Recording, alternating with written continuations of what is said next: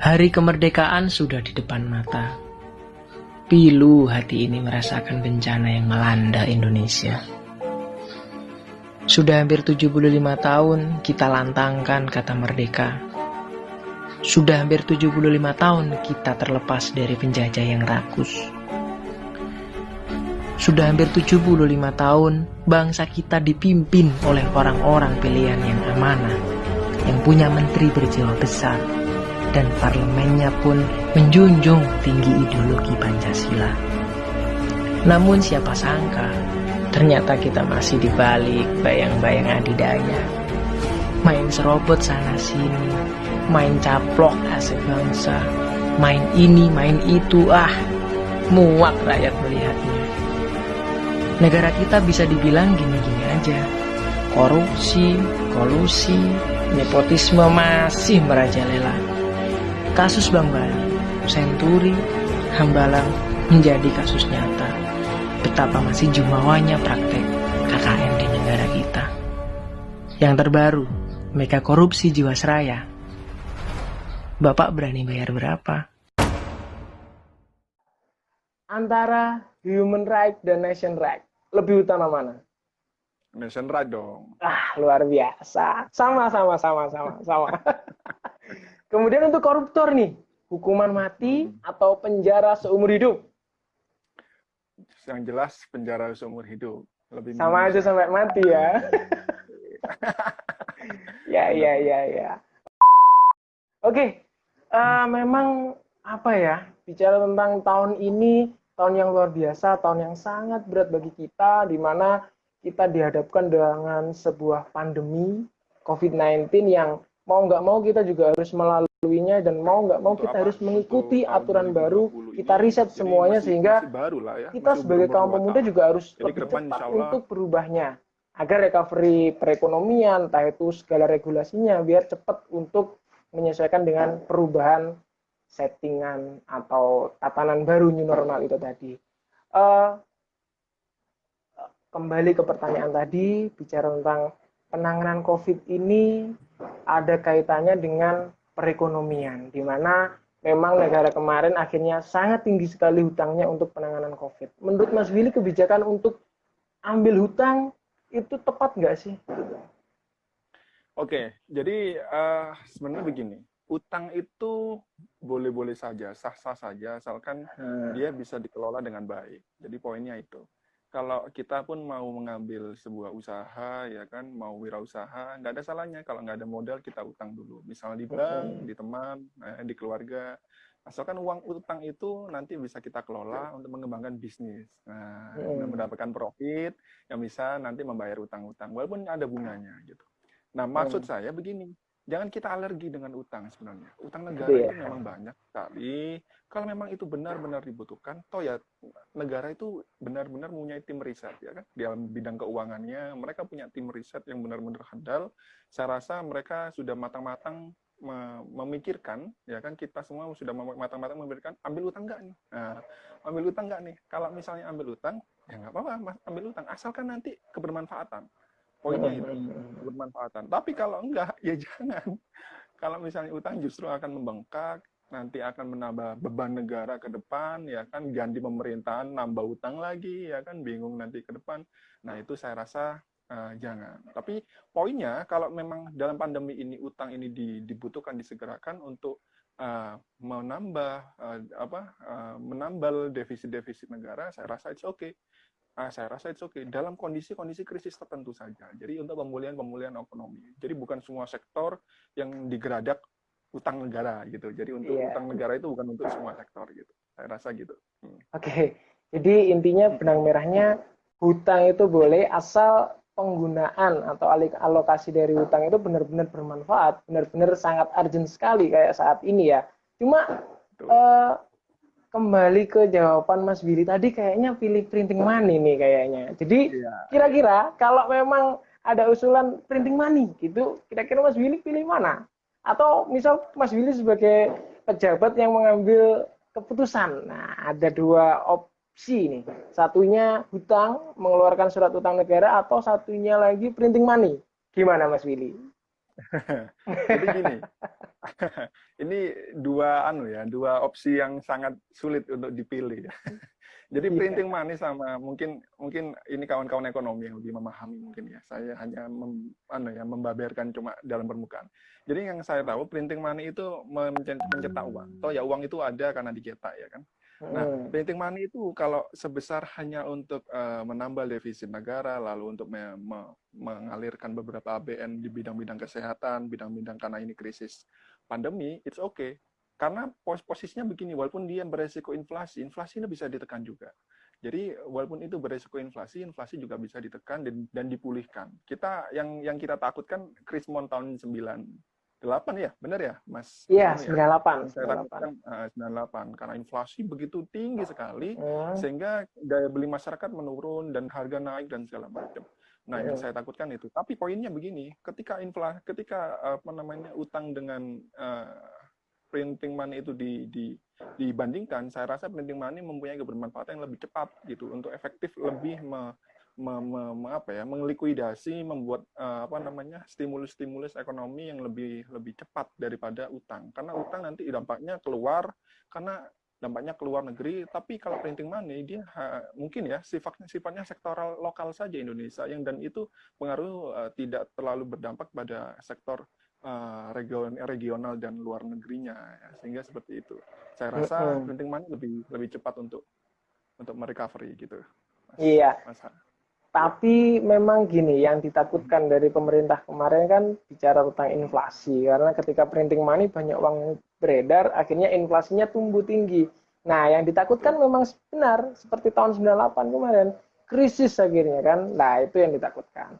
Cuma akhirnya memang dari pemerintah pun lebih memilih mengeluarkan surat utang negara.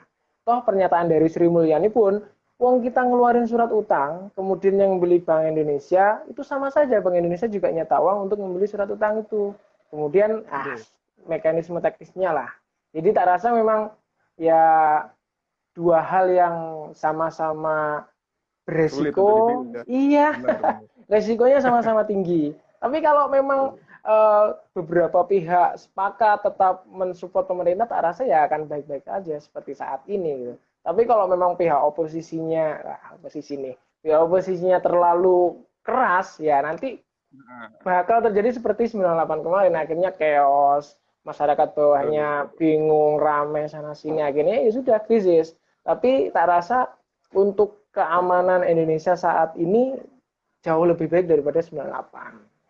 Oke, bicara lagi selanjutnya. Jadi kado terindah tadi, COVID sudah mulai bisa sudah bisa mulai diatur, nggak terlalu tinggi kayak kemarin, media-media pun juga sudah aman semuanya. Jadi tak rasa itu kadonya lumayan indah lah, gitu kan. Apalagi baru-baru kemarin ini vaksinnya sudah mulai diuji coba, meskipun dalam tanda kutip itu adalah vaksin dari Cina. Tapi mau nggak mau ya memang di sana teknologinya sangat cepat berkembang dan kita mau nggak mau ya nerima vaksin dari mereka. Oke, lanjut ke pembahasan selanjutnya, Mas. Yang tadi tentang nation right atau human right. Ternyata Mas Willy lebih memilih nation right. Kira-kira alasannya apa sih, Mas? Oke, jadi gini, nation right itu kan hak negara. Negara itu artinya punya hak itu sebenarnya itu istilah hukum saja. Karena dalam etimologi kita hak negara itu tidak melekat hak sebelum rakyatnya mempunyai hak dulu. Toh ya hak negara itu adalah hak rakyat. Jadi sumber hak negara, nation right itu adalah human right. Tapi poinnya begini, kenapa kok nation right itu lebih diutamakan daripada human right? Saya memilih nation right karena posisinya nation right itu adalah milik kebersamaan seluruh umat. Jadi seluruh warga negara Indonesia harus menikmati yang namanya hak asasi manusia. Itu adalah nation right. Jadi hak negara untuk misalnya melindungi hak warga negaranya. Itu negara berhak gitu. Jadi karena amanat undang-undang, amanat rakyat, negara harus melindungi segenap bangsa, segenap tanah air, dan segenap rakyat, maka negara berhak untuk membuat suatu perlakuan khusus, ya, misalnya, atau langkah-langkah khusus, misalnya, untuk menjaga stabilitas misalnya, untuk menjaga keamanan dan ketertiban dan segala macam. Toh ya poinnya untuk hak asasi manusia, untuk hak-hak human rights. Nah, poinnya jadi human rights dan nation rights ini sebenarnya saling berhubungan. Jadi bukan yang Oke. bertentangan. Tetapi kalau ini satu sama lain jika disandingkan, milih yang mana? Nation right harus lebih utama karena dia cakupannya seluruh tanpa kecuali. Nah, dia seluruhnya misalnya untuk pemulihan ekonomi, hak-hak ekonomi rakyat apa misalnya, untuk misalnya kebebasan freedom of speech misalnya, negara berhak untuk misalnya melarang orang-orang yang misalnya kalau speech itu kalau berpendapat itu terlalu murka mereka, terlalu bebas. Nah, Benar, misalnya benar, benar, begitu, benar, terlalu benar. lost doll, istilahnya kalau sekarang lost doll gitu kan. Nah, itu Ambiar lagi nih kalau ya dia. ambiar akhirnya. Kalau misalnya terlalu lost doll, kawan-kawan itu berpendapat yang nanti mencederai hati satu dua orang, nanti akan berdampak pada golongan-golongan tertentu, pada ras-ras atau umat-umat tertentu. Nanti dalam jangka panjang, resikonya akan terjadi perpecahan di kalangan masyarakat. Nah, hak negara ini adalah wajib untuk ditaati karena poinnya dia lebih tinggi, lebih poinnya toh ya untuk melindungi hak asasi manusia gitu sih. Jadi human rights dan nation rights itu saya rasa dua koin yang dua mata koin yang saling berhubungan satu sama lain. Dia nggak bisa nggak bisa dipisah. Nah, tapi harus kita pahami human rights itu asas human rights itu bisa mengelahirkan nation rights karena nation rights itu ya asasnya human rights gitu. Oke, jadi kurang lebihnya sesuatu yang berkaitan, tidak bisa berdiri sendiri, ya kan? Kalau berdiri sendiri nanti ya akhirnya kacau. Mana yang lebih didulukan? Benar. Kalau bicara mana yang lebih didulukan berarti nation right. Karena Nation memang right. dasar dari nation right adalah human right itu sendiri. Human Tapi right. human right nggak akan bisa benar-benar dipenuhi ketika nation right-nya nggak bisa jalan. Oke, Benar. kalau sekarang masuk di studi kasus nih Mas Willy, bicara tentang terorisme kemarin, ya kan, dimana hal yang baru, orang-orang Indonesia yang ikut berperang di Suriah atau di negara-negara lain yang sedang berperang, yang bukan atas nama negara tetapi atas nama pribadi, sehingga pemerintah menegaskan nggak bisa kembali ke negara kita, dicabut hak kewarganegaraannya. Kira-kira menurut Mas Willy gimana itu? Oke, jadi perlu kita pahami dulu, Mas Indra, kawan-kawan itu orang yang bisa tercabut hak warga negaranya itu adalah harus memenuhi syarat-syarat khusus. Jadi ada syarat subjektif, ada syarat objektif. Syarat subjektif ini maksudnya harus dengan sukarela. Ada beberapa poin di dalam Undang-Undang tahun 2006 itu tentang kewarganegaraan. Jadi syarat-syarat tercabutnya hak warga negara. Nah, syarat subjektif salah satunya adalah kesukarelaan. Jadi warga negara itu harus sukarela dulu melepas hak warga negara. Kalau nggak ada apa-apa ya, bukan dia perang, bukan juga dia teror ya kan, bukan dia menyebar kejahatan. Nah, poinnya adalah sukarela. Nah, kalau misalnya ada sesuatu hal, misalnya ini dikaitkan dengan studi kasus terkait apa? ISIS ya, atau terorisme ya di luar. Ya, termasuk itu ya. Ya. Nah, ISIS dan terorisme di luar, maka dengan ini coba kita tinjau Undang-Undang tahun 2006 itu, nah tentang kewarganegaraan. Nah, ada nggak sih dalam pasalnya syarat-syaratnya yang bisa terpenuhi? Ternyata ada.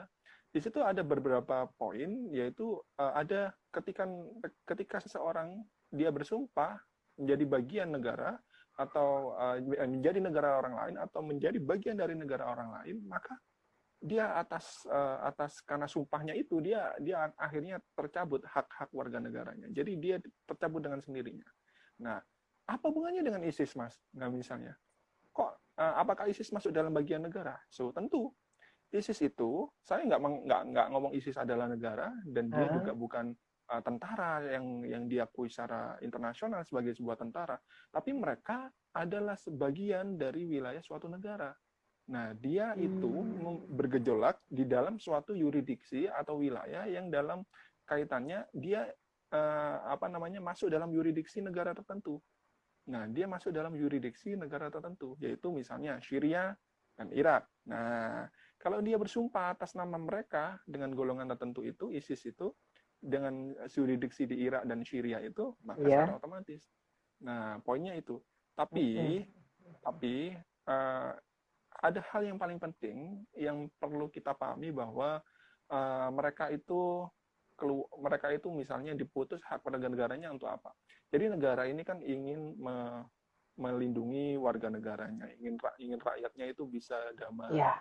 hidup dengan kondusif. Nah, maka dari itu orang-orang yang telah orang-orang yang telah melakukan kejahatan di luar, mereka itu biasanya diblokir karena ingin daripada nanti segenap rakyat Indonesia ini misalnya katakanlah terpengaruh oleh ajaran-ajaran misalnya yang mereka lakukan, maka lebih baik mereka saya stop saja.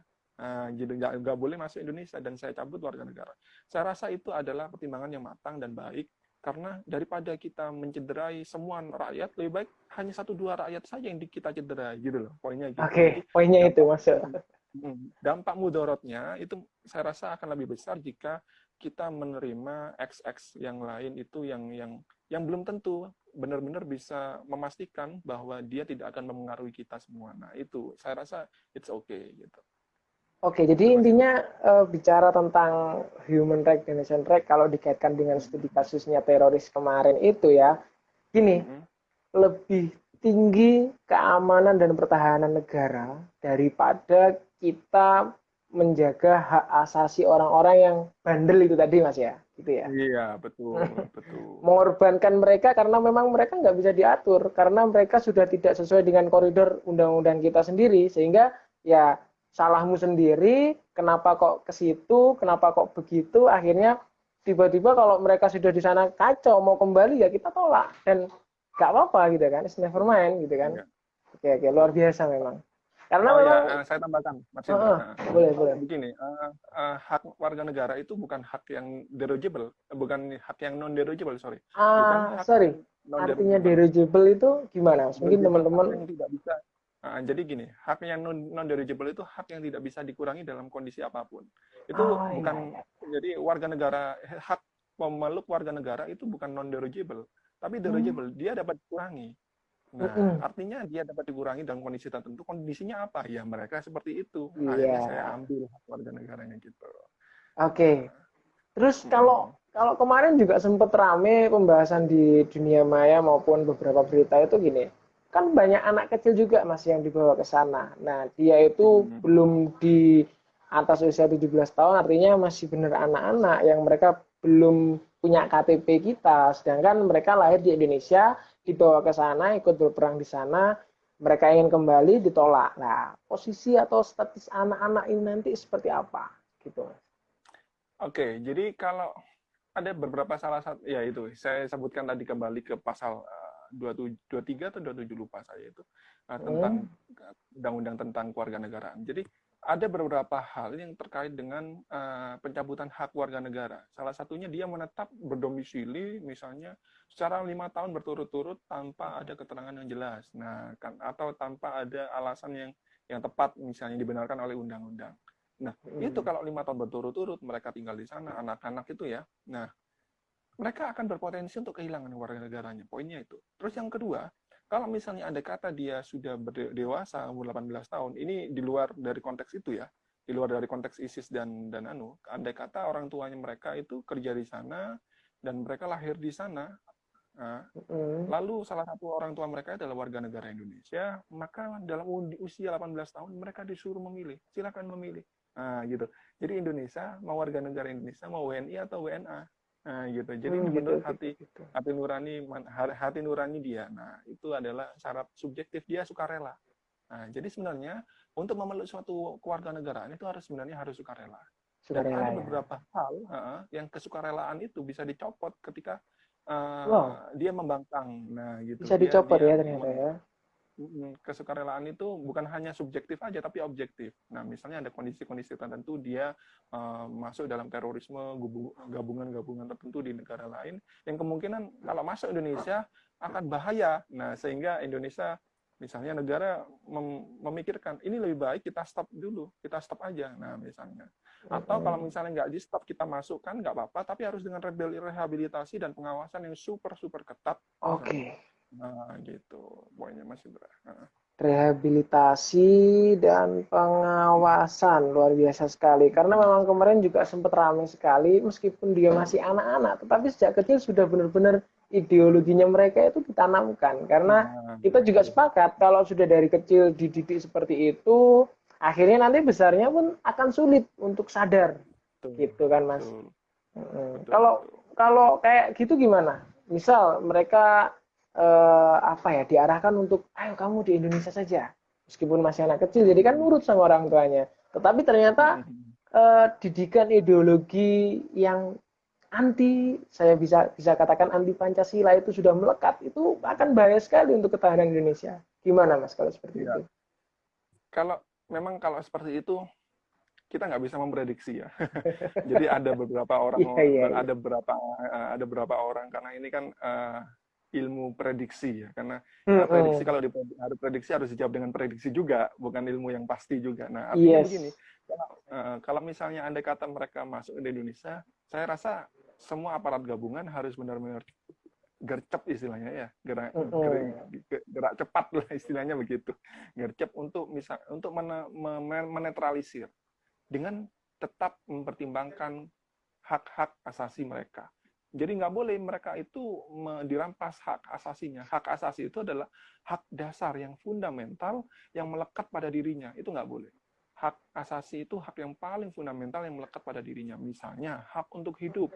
Nah, itu hak untuk merasa tenang, bebas. Itu nggak boleh dirampas. Artinya begini, kalau mereka misalnya dikatakan terduga orang-orang terorisme yang masuk dari ISIS ke Indonesia, misalnya, mereka nggak boleh serta-merta dibunuh.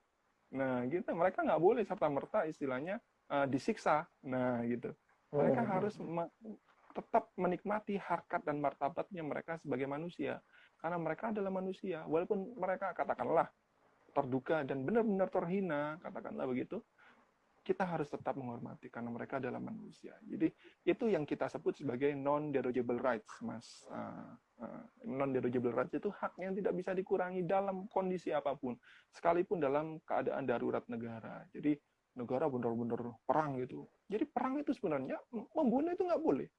Jadi Bener ya? perang itu benar, perang itu kalau sudah tertembak, musuh itu sudah tertembak, kita melihat musuh nggak berdaya, kita dekati nggak boleh, kita Wow. langsung bunuh, ya, nggak boleh dia. Ya misalnya ada hukum perang itu dia benar-benar menghormati hak asasi manusia.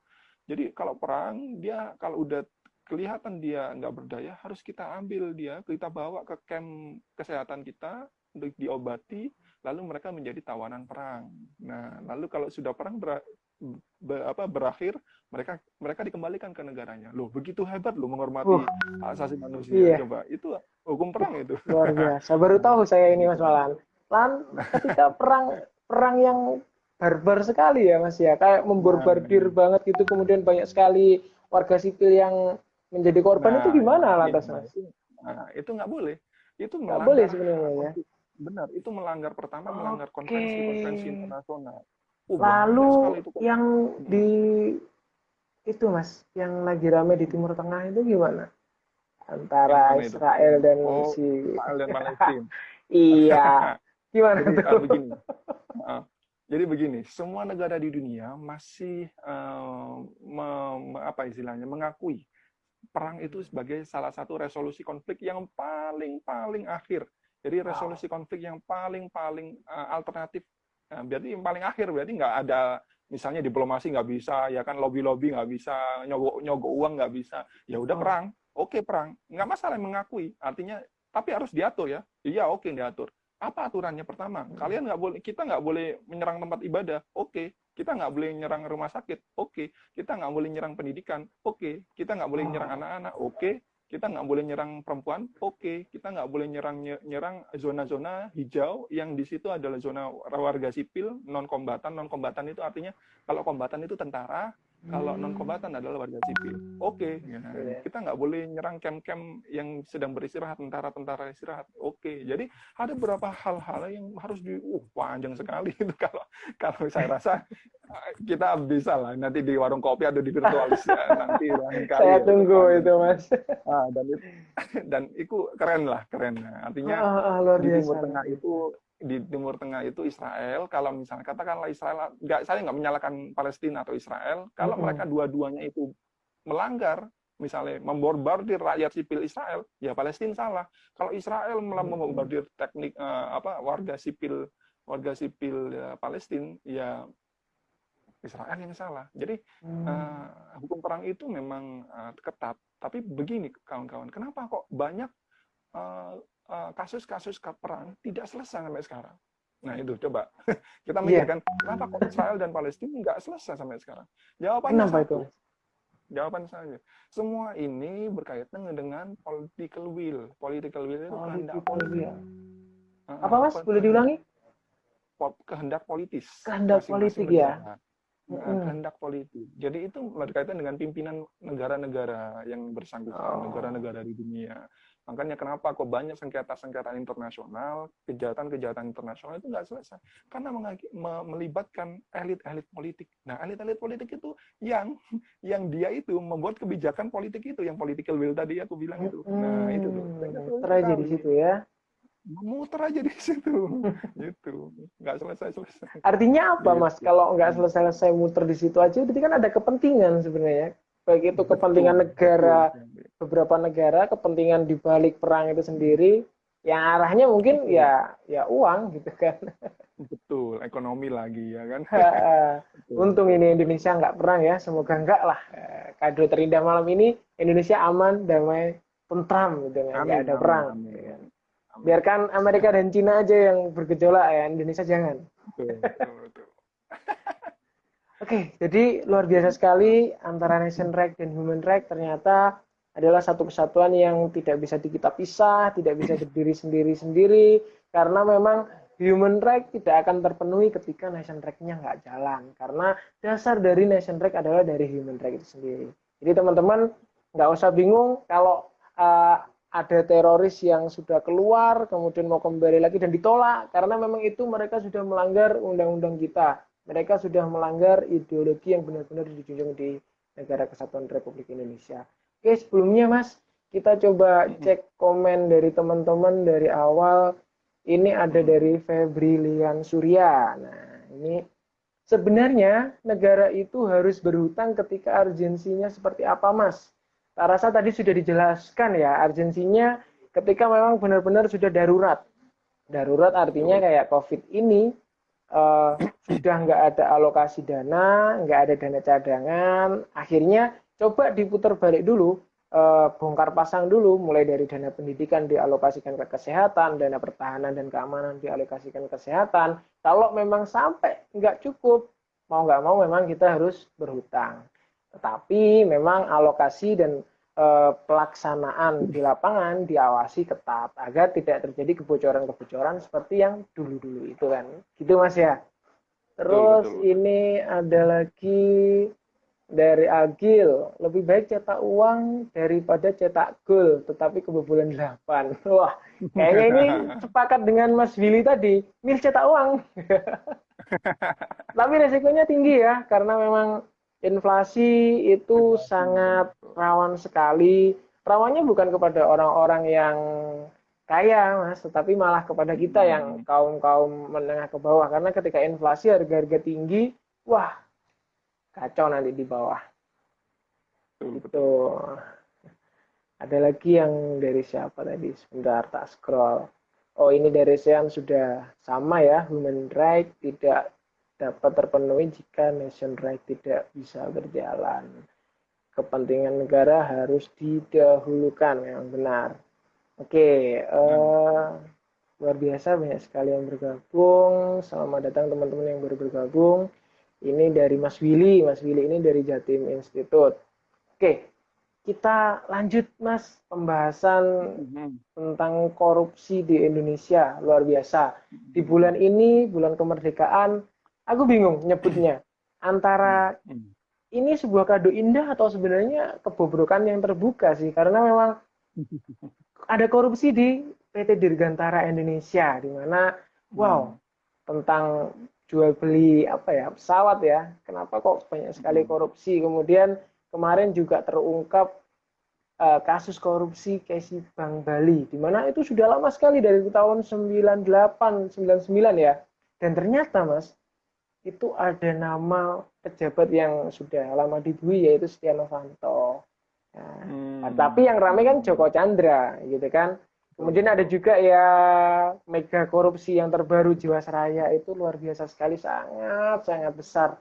Dan itu Betul. luar biasa kebobrokannya terlihat kan Mas, karena memang harusnya apa ya, OJK ini mengawasi alokasi dari dana asuransi ini, kalau mau diinvestasikan ya benar-benar diawasi.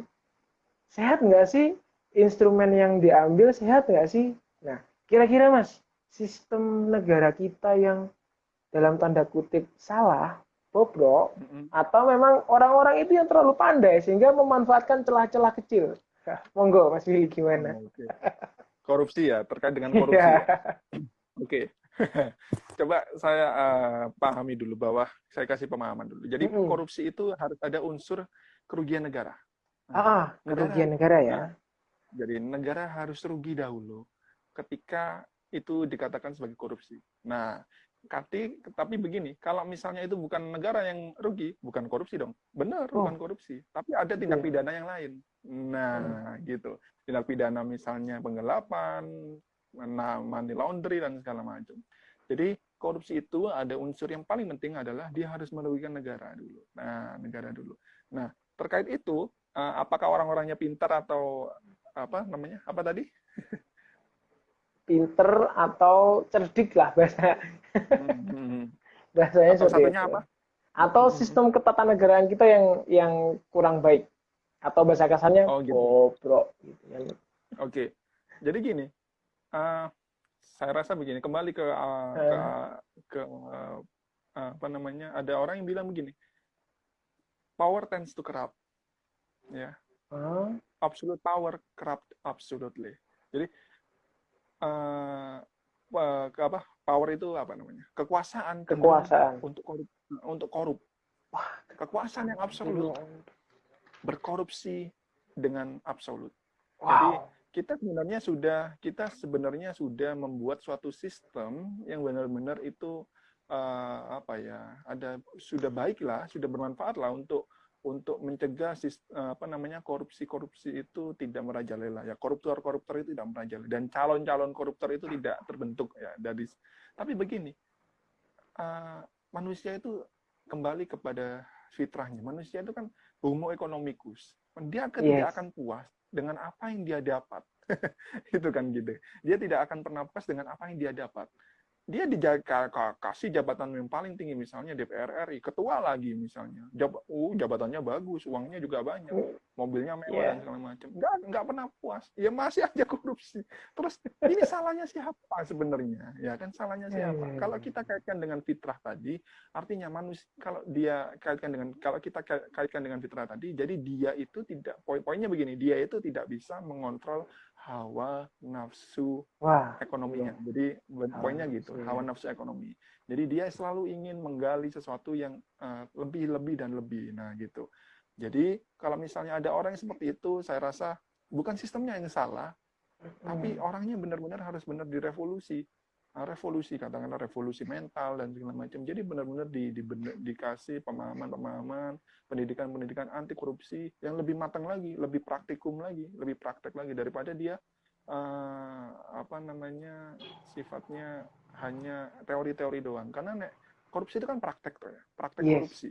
Benar. Kalau kita pemahamannya hanya teori doang, saya rasa harus dikaitkan dengan praktek juga. Praktek anti korupsi gimana sih? Tidak boleh menerima penyuapan, nah misalnya tidak boleh menerima ini dan itu, tidak boleh dan itu dipraktekkan dari tataran sekolah dasar TK atau sebelum sampai ke tataran lanjut yang berkaitan dengan tugas dan kewajiban dia, nah gitu, tanpa timbal baliknya gitu. Nah itu sih poinnya. Jadi manusianya, saya rasa lebih ke manusianya daripada ke sistemnya. Sistem kita sudah rapi sebenarnya, cuma manusia itu lebih bisa melihat celah ya, sehingga kalau celah ini ada, kita masukilah. Nah itu kan nggak baik kalau seperti itu. Maka dari Iya. itu pendidikan pengembangan sumber daya manusianya harus lebih diperbaiki lagi. saya rasa. Oke, berarti memang sebenarnya sistem kita, regulasi kita, aturan kita itu sudah banyak sekali kan, Mas? Sangat Kemudian sekali. lembaga-lembaganya juga sudah banyak, mulai dari OJK, kemudian Mm-mm. BPK, kemudian KPK juga. Lantas kok ternyata masih aja korupsi itu merajalela? Karena memang Betul. kembali ke orang-orangnya. Nah, jadi masalah yang terbaru berarti cara untuk memutus rantai revolusi mental ini kayaknya nanti jawabannya. Memutus cara berpikir kok iso korupsi. Karena memang kita dari kuliah, Mas, mungkin dari sekolah itu sudah diajari Betul. korupsi Betul. waktu, kemudian Heeh. eh, nyontek gitu kan, hal kecil yang Betul. mungkin nanti semakin besar, wah ini kok peluang ketika uang ini tak pindahkan, kok nggak ada yang menanyakan, kok bisa hanya dengan Mm-mm. nota laporan aja seperti itu, akhirnya muncul tuh hawa nafsu tadi. Nah, sehingga memang revolusi mental programnya Pak Jokowi ini tepat, tetapi cara ataupun teknis di lapangan memang perlu perlu benar-benar diawasi dengan baik. Nah, sehingga apa? Mm-mm. Kayaknya butuh butuh Jatim Institute ini nanti untuk ngawal revolusi mental. Amin, amin, amin. Dan jangan lupa virtualis nanti yang sebagai tim media mungkin. Oh iya, pasti itu. Oke, luar biasa sekali. Lantas kira-kira Mas, eh, Hmm. yang ideal agar korupsi di Indonesia ini bisa minimal terkurangi atau mungkin harus kita-kita ini yang maju sebagai pejabatnya. Jadi begini, korupsi itu bisa nggak sih musnah? Saya rasa bisa. Ketika Oke. apa? Ketika manusia nggak ada. Oh, Ketika tiwas aku manusia nggak ada. seneng iki mau. Ketika manusia nggak ada. Itu Aduh. opsi pertama. Opsi kedua, ketika Wah. kita membuat sistem, ada opsi kedua. Ketika Mm-mm. kita membuat sistem seperti akuarium. Kita harus Wow, berani membuat sistem akuarium. ketatanegaraan seperti akuarium, telanjang bulat. Wah, Maksudnya bener-bener apa, Mas, transparan telanjang ya. bulat? Nah, itu poinnya. Jadi semua sampai orang pemulung itu bisa melihat ini transaksi apa Wow. namanya Puan Maharani ke Megawati ini transaksi misalnya untuk apa, ke Jokowi misalnya untuk apa, misalnya pembelian alat-alat ini untuk apa misalnya, dan uangnya seberapa, dari mana uangnya. Jadi lalu lintas keuangan, lalu lintas ini benar-benar seperti akuarium transparan, telanjang bulat. Nah, saya rasa seperti itu. Tapi ada negatifnya, banyak rahasia-rahasia, istilahnya rahasia negara yang banyak-banyak diketahui dan lalu kemudian dimanfaatkan oleh orang-orang tertentu di luar pemerintahan. Misalnya untuk menyerang pemerintah, untuk membuat stabilitas politik yang nggak baik, untuk menurunkan daya beli atau dan segala macam. Nah, Nah, itu tuh. data-data istilahnya. Nah, begitu. Ya itu adalah ya gimana ya, itu plus Wow. minus ya. Selalu Iya. ada sisi yang buruk dan selalu ada sisi yang baik. Nah, itu. Terus yang kedua, banyak orang yang berpendapat bahwa oh kasih aja hukuman mati itu, yang Mas Ya. Indra tanya ya tadi, kasih aja hukuman mati. Saya rasa begini, hukuman mati itu bukan menjadi sumber yang paling utama dalam menekan angka korupsi. Sekarang kan angka korupsi nggak ada hukuman mati ya, tetap hukuman Mm-mm. yang paling lama sekian tahun atau penjara Mm-mm. seumur hidup atau berapa Mm-mm. dengan terkait dengan putusan hakim. Kalau kasih aja hukuman mati, saya kembalikan. Pembunuhan berencana ya di KUHP itu diancam hukuman mati. Loh, terus kok masih tetap banyak sekali yang membunuh secara berencana? Iya ya. Poinnya kan seperti itu. Jadi kalau Benar, benar, benar, benar, benar, kalau benar. dilogikakan, bukan menjadi faktor utama dan penentu hukuman mati itu akan menekan angka korupsi, bukan. Nah, hukuman mati itu juga bertentangan dengan hak asasi manusia. Loh kok bisa, Mas? Hukuman mati loh, Ya. Mas. Hukuman mati kok bisa bertentangan? Iya, karena manusia berhak untuk hidup, berhak untuk menjalankan kehidupannya dengan apa yang dia akui, dengan apa yang dia yakini. Ya, dia berhak untuk hidup. Jadi urusan hidup dan mati, kalau dalam hak asasi manusia, teori hak asasi manusia kontemporer ya, yang sekarang sedang berkembang pesat di dunia ini adalah bahwa manusia itu harus harus menikmati harkat dan martabatnya sebagai manusia. Salah satunya adalah hak untuk hidup. Dia nggak boleh diambil dalam kondisi apapun, termasuk dia bersalah. Nah, terus gimana, Mas? Maksudnya begini, hak asasi apa namanya? Hukuman mati itu gimana? Hukuman mati itu begini. Orang diputus hukuman mati, korupsi diputus hukuman mati, jebret, ditembak. Nah, ditembak di lapas berapa itu sampai pakai sniper, dia ditutup ke apa namanya matanya pakai apa gitu, dia suruh nunduk terus ditembak oleh petugas penembak itu. Nah, apakah dia salah, Mas? Salah. Salah. Lo kok nggak dihukum petugasnya? Iya, karena dia nggak melanggar hukum. Nah, lo kok bisa dia salah nggak melanggar hukum nggak dipenjara? Iya, karena harus ada dua faktor, bersalah dan melanggar hukum. Jadi segala sesuatu di yang kita lakukan, kalau bersalah nggak melanggar hukum nggak akan dipenjara kita. Contohnya kumpul kebo. Kumpul kebo. Nggak ada contoh lain, bro. Mas. Nah, misalnya contoh lain apa ya? Saya rasa yang paling Yang paling mudah adalah mudah itu ya. paling mudah itu. Nah, yang paling mudah itu Iya, kumpul kebo. Misalnya istilahnya suka sama suka, misalnya menjalin hubungan suami istri, katakanlah tidak akan dipenjara karena salah, tapi salah sekali itu. Iya, iya, Nah, iya. salah sekali. Nah, hukuman mati pun begitu. Hukuman mati itu melanggar hak asasi manusia, salah, tapi nggak dipenjara karena hukum di Indonesia tidak mengatur itu dan dia memperbolehkan. Bukan tidak mengatur, sorry. Memperbolehkan petugas untuk membunuh. Jadi segala sesuatu yang dia salah mulanya, tapi dengan hukum Indonesia dia diperbolehkan, maka dia tidak melanggar hukum dan tidak dipenjara. Nah, poinnya itu. Oke, saya tertarik dengan korupsi hilang itu ketika manusianya hilang. Wah, saya kaget tadi. Aku semangat ini tadi kan, optimis. Wah, bisa hilang nih. Setelah tak tulis manusianya hilang. Wah. Kira-kira ini Mas Willy pilih mana? Pilih manusianya hilang atau sistemnya kayak akuarium?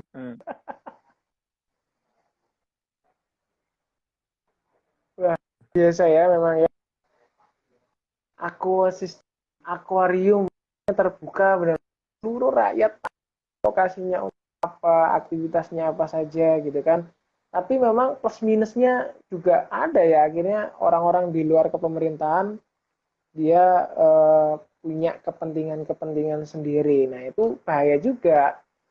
Sedangkan tapi kalau dilihat daripada halo Mas Willy, masih dengar ya? Masih dengar ya?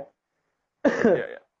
Artinya gini, daripada banyak koruptor yang merajalela dengan sistem akuarium, tetapi setiap orang bisa melihat dan kepentingan luar itu mengambil, kira-kira lebih baik mana, Mas? Banyak koruptor atau sistem akuarium tadi yang terbuka? Saya rasa begini, kalau akuarium itu dia lebih menekan angka korupsi karena dia ketahuan. Dari awal udah ketahuan kan gitu. Oh gitu. Dari awal udah diawasi. Dia merasa diawasi. Para pejabat itu sekarang kenapa kok mereka itu enak korupsi? Karena mereka nggak diawasi kan gitu. Diawasi oleh yang punya dia, yaitu pencipta dia, ya kan? Ya Tuhan Yang Maha Esa. Nah, tapi kan kadang orang nggak memikirkan itu karena kita nggak bisa menangkap dengan panca indera di mana Tuhan dan segala macam. Dengan panca indera kita secara langsung ya. Nah,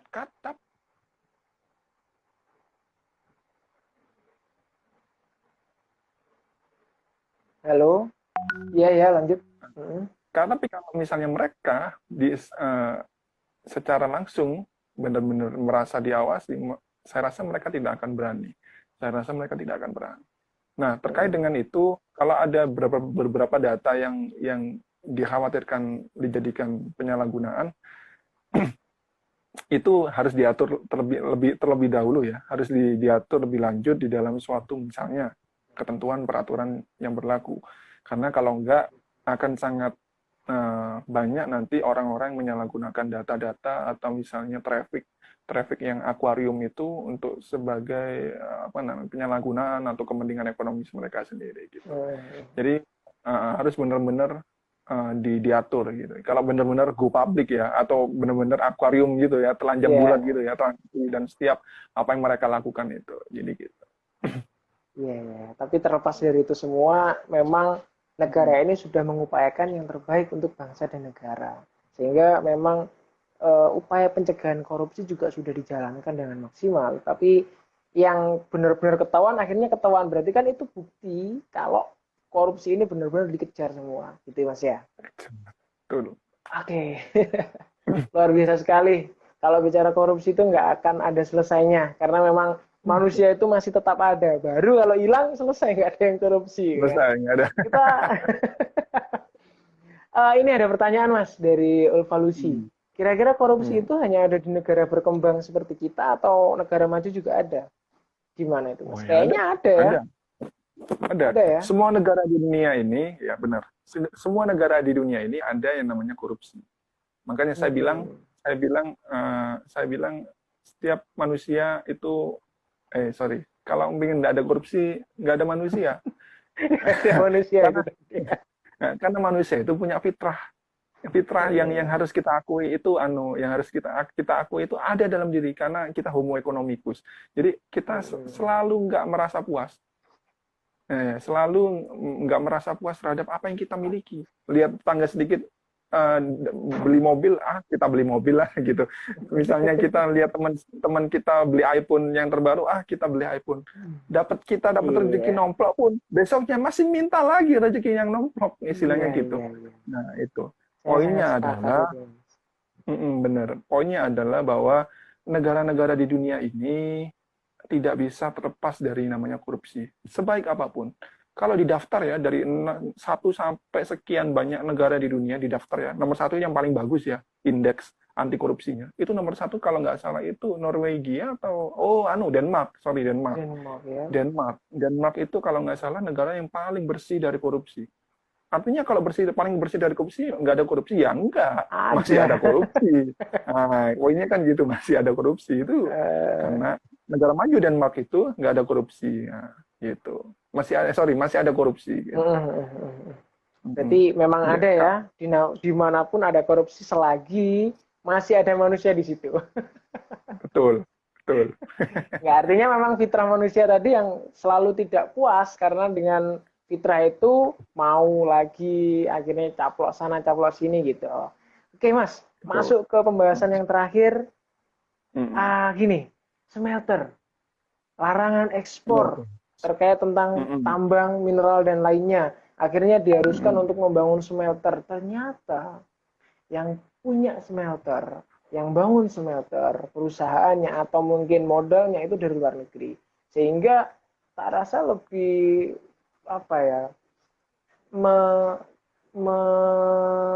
melawan atau tidak sesuai dengan undang-undang kita, pasal 33. Kira-kira menurut Mas Willy, sudahkah pasal 33 ini benar-benar berjalan? Oke, pasal 33 itu kan banyak sekali ya, ada 5 ya. Iya, ada 5. Kita ambil yang itu aja.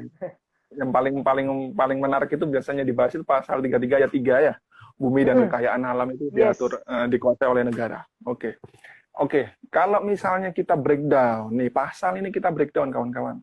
Kalau kita breakdown pasal ini harus kita pahami frasa demi frasa, kata demi kata yang melekat dalam pasal 33 ayat 3 itu.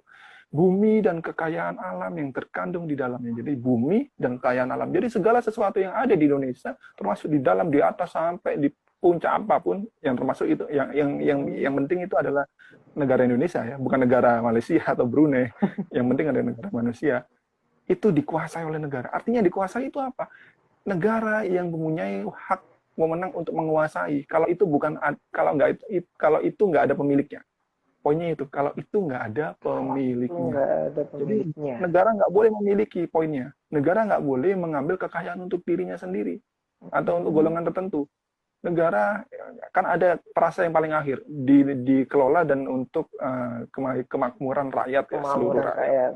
Iya. Itu poin yang paling akhir. Jadi tujuan dari pasal 33 ayat 3 itu bermuara pada untuk kemakmuran. Jadi makmur agar semua negara itu makmur. Makanya agar semua rakyat itu makmur, maka negara harus menguasai. Poinnya menguasai itu bukan memiliki, beda. Jadi menguasai itu bisa mengambil paksa. Menguasai itu bisa mengambil paksa. Jika itu ditujukan untuk seluruh umat manusia yang ada di Indonesia, seluruh warga negara. Jika itu tapi nggak boleh dimiliki, misalnya diprivatisasi atau untuk golongan-golongan tertentu untuk diambil kekayaannya hanya untuk memperkaya diri dan golongan tertentu, itu nggak boleh. Yang boleh adalah untuk menjamin seluruh rakyat itu makmur. Nah, terkait dengan smelter tadi, kalau itu memang poinnya begini, kalau itu memang Indonesia belum mampu mengelola itu, membuat alat-alat pengelolaan itu dan harus itu didatangkan dari luar negeri, modalnya pun dari luar negeri.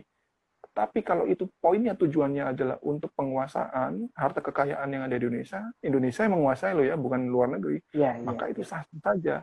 Dan tujuannya adalah untuk kemakmuran rakyat, itu sah-sah saja. Misalnya untuk Freeport. Freeport itu ya truk-truknya, ya kan orang-orangnya, ya, pekerja-pekerjanya itu mayoritas kan dari luar, dari Amerika itu, Freeport-McMoRan itu.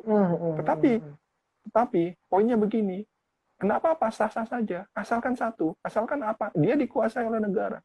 Nah, artinya dikuasai negara adalah sahamnya atau paling tidak penguasaannya itu nggak boleh mayoritas dari Amerika, harus Indonesia. Nah, Indonesia yang punya hak untuk menjamin kemakmuran rakyat lewat Freeport itu.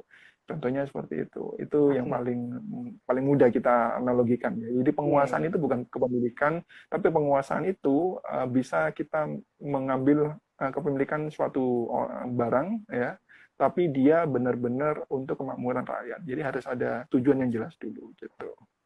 Oke, jadi gini Mas, bahasa sederhananya adalah memang dikuasai oleh negara Indonesia, namun dalam pengelolaannya untuk memanfaatkannya itu memang Indonesia belum mampu, sehingga mau tidak mau kita mendatangkan teknologi dari luar. Nah, teknologi dari luar yang datang ternyata SDM di Indonesia pun juga kurang mampu untuk mengoperasikannya, sehingga mau nggak mau ada beberapa tenaga kerja dari asing yang masuk dipekerjakan di Indonesia, tetapi memang sudah sesuai, ya, dalam tanda kutip sudah sesuai dengan aturan yang berlaku di Indonesia ya.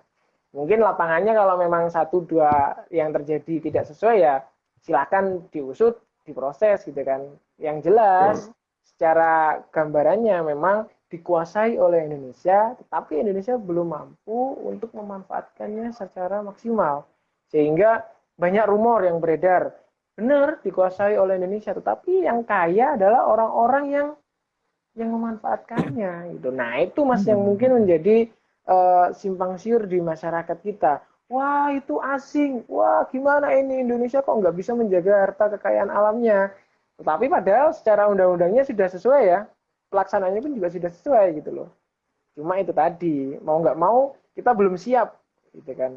Mereka yang lebih dulu. Betul. Berarti gimana ini, Mas?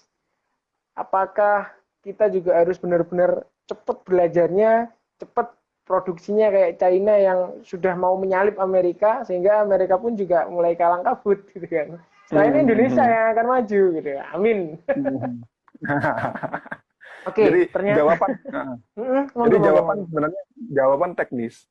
Gimana ini Mas? Apakah kita nunggu SDM kita pinter dulu baru kita kelola sumber dayanya, atau kita datangkan luar negeri, kita belajar dari mereka?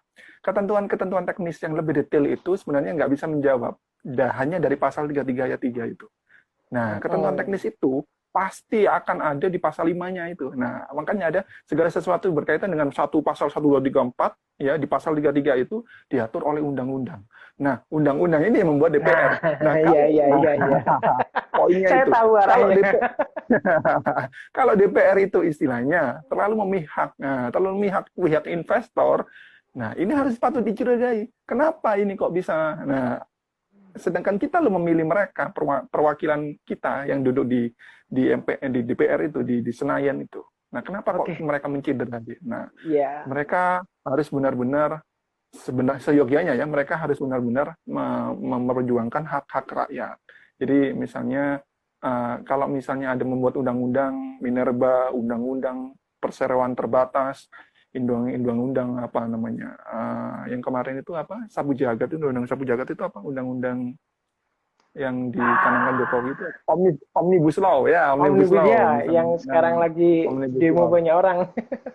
benar Omnibus Law. Oke, luar biasa itu Mas.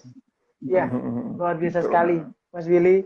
Kesempatannya luar biasa malam ini. Saya ingin lanjut ngopi sama Mas Willy. Saya juga ingin lanjut join di JTM Institute untuk sharing-sharing tentang ilmunya di bidang hukum dan HAM. Dan mungkin nanti untuk berbagai aspek bidang lainnya ya, mulai sosial, ekonomi, politik, budaya. Dan tak rasa kerjasama seperti ini, partner seperti ini harus tetap kita jaga Mas Willy. Semoga bermanfaat untuk semuanya. Karena memang waktunya sudah 1 jam, Mas Willy. Iya, iya. Iya, takutnya nanti live-nya tiba-tiba mati, kita tanpa ada closing atau apa kan, wah, Oh iya, eman benar-benar. sekali. Yang terakhir, Mas Willy, Benar. closing statement dari Mas Willy untuk kado indah bangsa Indonesia sebagai kaum pemuda harusnya seperti apa? Monggo, Mas Willy. Oke, oke. Secara singkat saja ya. Jadi Iya, untuk menyongsong kemerdekaan Republik Indonesia ini, kita pemuda ini wajib, paling tidak ya, walaupun tidak wajib, paling tidak ini memahami isu-isu terkini lalu memberikan solusi.